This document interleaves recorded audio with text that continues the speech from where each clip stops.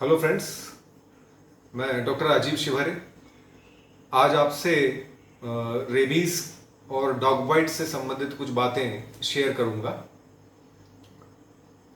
सबसे पहले तो कई बार लोगों को कन्फ्यूज़न रहता है कि किन किन जानवरों के काटने से बच्चों को या सभी को रेबीज होने के चांसेस रहते हैं। दूसरा चीज़ कि कितने जल्दी से जल्दी हमको रेबीज के टीके लगवाने हैं, रेबीज के टोटल कितने डोज हमें लगाना है, और एक बार वैक्सीन लग गया है, रेबीज का वैक्सीन एक बार लगने के बाद में कितने दिन तक हमें प्रोटेक्शन मिलेगा रेबीज से। रिपीट डॉग बाइट होता है तो हमको कितने समय तक दोबारा रेबीज का वैक्सीन लगाने की जरूरत नहीं पड़ेगी। तो ये कुछ कॉमन क्वेश्चंस बहुत सारे लोगों के दिमाग में रहते हैं, कंफ्यूजन रहता है लोगों को कि हमें क्या करना है। तो सबसे पहले बात आती है, कई बार पेरेंट्स आते हैं बोलते हैं कि बच्चे को चूहा काट लिया, छछूंदर काट लिया, तो क्या हमें रेबीज का टीका लगाना है। तो एक बात एकदम क्लियर है कि रेबीज हमेशा मैमल्स को होता है। मैमल्स मतलब कि ऐसे जीव जो स्तनधारी हैं, जो अपने बच्चों को दूध पिलाते हैं। तो उन जीवों को, जो मैमल्स हैं, उन्हीं को रेबीज की बीमारी होती है। तो मैमल्स में कौन कौन आता है? हमारे डोमेस्टिक एनिमल्स, जो पालतू जीव जो है, उनमें सबसे कॉमन जो जानवर होता है जिसमें रेबीज मिलता है वो है डॉग। बिल्लियों में आजकल रेबीज बहुत कॉमन हो गए हैं। कुछ पालतू जीव जैसे गाय, भैंस, बकरी, इनमें भी रेबीज हो सकता है। यदि कोई रेबीज वाला जीव इनको काट ले तो गाय, भैंस और बकरी को भी रेबीज हो सकता है। तो यदि डॉग बाइट होता है, कैट बाइट होता है, बिल्ली काटे, कुत्ता काट ले, या कुछ और मैमल्स जैसे बंदर, बहुत ज़्यादा अभी शहरों में बंदरों का आतंक मचा हुआ है, तो बंदरों के काटने से भी रेबीज हो सकता है। चौथी चीज़ बैट्स, चमगादड़, चमगादड़ के काटने से भी रेबीज हो सकता है। पांचवी चीज़, यदि कोई कैटल जैसे कि गाय, भैंस, बकरी, इनको यदि रेबीज है और इन्होंने किसी आदमी को या बच्चे को काट लिया तो भी रेबीज होने का चांसेस रहता है। तो जो भी जीव जंतु, जो मैमल्स हैं, उनसे हमको रेबीज हो सकता है। जंगली जानवरों में तो लोमड़ी है, रैकून्स है, ये सब चीज़ें जो हैं, इनसे भी काटने से रेबीज होता है। अब किन जीव जंतुओं के काटने से रेबीज नहीं होता है? पहला चीज, जो रोडेंट्स हैं, जो कुतरने वाले जीव जिनको हम बोलते हैं, जैसे चूहा हो गया, छछूंदर हो गई, रैबिट हो गया, खरगोश हो गया, तो ये सब जीव से, इनके काटने से रेबीज नहीं होता है।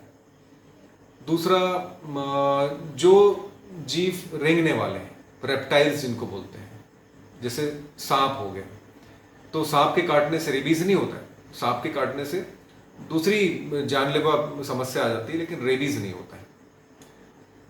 दूसरा, बर्ड्स है, पक्षी, पक्षी ने काट लिया, पक्षी ने चोंच मारी तो खून निकल आया, तो उससे भी रेबीज नहीं होता है। कई मछुआरों को कन्फ्यूजन रहता है, फिश पकड़ने गए हैं, मछली ने काट लिया, मछली का बाइट हो गया या कुछ डंक लग गया, तो उससे भी रेबीज नहीं होता है। तो ये कॉमन सी चीज जो लोगों को कन्फ्यूजन रहता है कि किस जीव के काटने से रेबीज हो सकता है।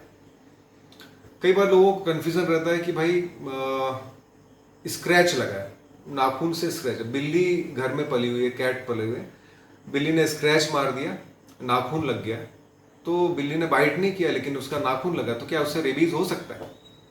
हाँ, बिल्कुल हो सकता है, क्योंकि बिल्लियां पंजा चाटते रहती है मुंह से, तो उनका जो लार में रेबीज के वायरस रहते हैं वो उनके पंजों में मौजूद रहते हैं। यदि वो स्क्रैच करेंगी तो स्क्रैच से जो घाव बनेगा, घाव में रेबीज का वायरस चला जाएगा, तो पंजा मारने से, नाखून लगने से भी रेबीज हो सकता है। फिर कुछ लोगों का कंफ्यूजन होता है कि जैसे गाय को रेबीज है, तो हम यदि गाय का दूध पीते हैं तो क्या हमको रेबीज हो सकता है? तो गाय का दूध यदि हम बिना पकाए हुए पिएंगे तो बिल्कुल रेबीज होने के चांसेस रहेंगे। यदि गाय के दूध को हम अच्छे से बॉईल कर लेते हैं, पका लेते हैं, तो रेबीज के कीटाणु उसमें डिस्ट्रॉय हो जाते हैं, नष्ट हो जाते हैं। अब बात आती है कि रेबीज का टीका हमें कब लगवाना है। रेबीज का टीका डॉग बाइट, कैट बाइट, कोई भी जीव जो काट ले जिनसे रेबीज होता है, काटने के बाद 48 घंटे के अंदर हमें लग जाना चाहिए। कई बार 72 आवर्स बोलते हैं, लेकिन कोशिश करें जल्दी से जल्दी हमें रेबीज का वैक्सीन लग जाए। तो रेबीज के कितने डोज लगाने पड़ते हैं? जिनको पहले कभी रेबीज का टीका नहीं लगा है उनको 4 डोज लगाने हैं। 0 means first dose, 3 means second dose, third day लगेगा, और 7 मीन्स 7th डे में लगने वाला third dose, and 14 means 14th day में लगेगा फोर्थ डोज। तो ये 4 डोज हमको लगाने हैं। कभी भी डॉग बाइट हो, कैट बाइट हो, इसके बाद में हमें लगाने हैं विदिन 48 आवर्स। जिनको पहले ये 4 डोज लग चुके हैं तो इनसे कितने समय तक सुरक्षित रह सकते हैं? मान लीजिए कि दोबारा यदि डॉग बाइट होता है वैक्सीन लगने के बाद, तो कितने समय तक सुरक्षित रह सकते हैं? तो आज की गाइडलाइंस के हिसाब से लगभग 4 डोज के बाद में 3 मंथ्स तक प्रोटेक्शन रहता है, लगभग 90 डेज। मान लीजिए चौथा डोज लगा है 14th डे में, उसके बाद 90th डे तक लगभग 3 महीने तक प्रोटेक्शन रहेगा। इस बीच में यदि कुछ फिर से रिपीट डॉग बाइट होता है तो रिपीट वैक्सीन की जरूरत नहीं पड़ेगी। दूसरा क्वेश्चन आता है, जिनको ये डोज लग चुके हैं उनको 3 महीने के बाद में यदि डॉग बाइट दोबारा हो रहा है तो कितने डोज लेना है? उस कंडीशन में रिपीट एक्सपोजर में हमको 2 डोज की जरूरत पड़ेगी। पहला डोज आज लगा तो सेकेंड डोज जो लगेगा 3 दिन के बाद लगेगा, तो उसको बोलते हैं 0 और 3। तो ये जिनको पहले से वैक्सीन लग चुका है और रिपीट एक्सपोजर हुआ है 90 डेज के बाद में, तो उनको 2 डोज लगाने हैं। कई बार कुछ लोग बोलते हैं कि भाई पहले से हम लगा सकते हैं वैक्सीन, क्या हम पेट्स हमारे घर में हैं, हमको या डॉग पालना है या कैट पालनी है, तो हम पहले से लगा के सुरक्षित हो जाए, तो इस कंडीशन में हमें कितने डोज लेना पड़ेंगे? तो इस कंडीशन में हमें 3 डोज लेना पड़ते हैं। फर्स्ट डोज को 0 काउंट करते हैं, आज लगा जैसे, फिर सेकेंड डोज लगेगा 7 दिन के बाद, फिर थर्ड डोज लगेगा 21 दिन के बाद। तो जैसे कुछ वेटनरी डॉक्टर्स हैं, वेटनरी हॉस्पिटल में वर्कर्स हैं, उनको लगाना जरूरी रहता है कि पहले से ही लगा लो, जिससे एक्सपोजर हो तो तुरंत में कोई रिस्क नहीं रहेगी और धीरे से अपन 2 डोज ले लेंगे। वेटनरी डॉक्टर्स हैं, वेटनरी हॉस्पिटल के हेल्थ के स्टाफ हैं, और जिनके यहाँ पेट्स हैं, तो इन लोगों को पहले से ही लगवा लेना चाहिए। तो ये कुछ कंफ्यूजन्स पेरेंट्स के मन में रहता है कि किन चीज़ों से रेबीज हो सकता है, किन चीज़ों से रेबीज नहीं होता है, कितने जल्दी हमें वैक्सीन लगाना है, तो कितने डोज लगाने हैं।